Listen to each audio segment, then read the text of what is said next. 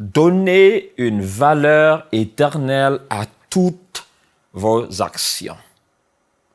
Tout ce que vous faites dans la vie a du poids et peut avoir une conséquence énorme sur votre futur et votre avenir. Il faut apprendre à donner une valeur éternelle à toutes vos actions. Ce que vous faites aujourd'hui, est-ce que cela affecte votre éternité? Est-ce que cela impacte? Est-ce que cela a du poids? Est-ce que cela va bénir l'humanité? Arrêtez de dire certaines choses ou prendre des décisions sans vous soucier de l'effet ou de la conséquence. J'aimerais lire pour vous un texte biblique qu'on trouve dans le livre de Luc, chapitre 14, les versets 28 à 30.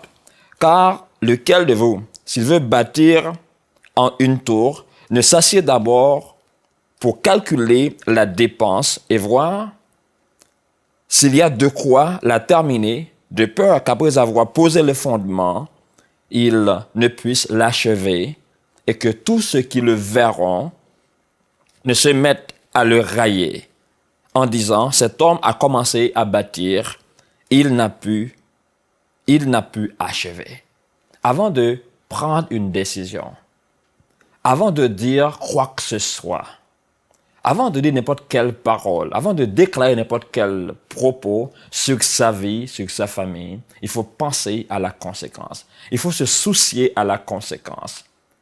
Ce que vous faites doit impacter votre éternité. Il faut donner une valeur éternelle à vos paroles, à vos actions.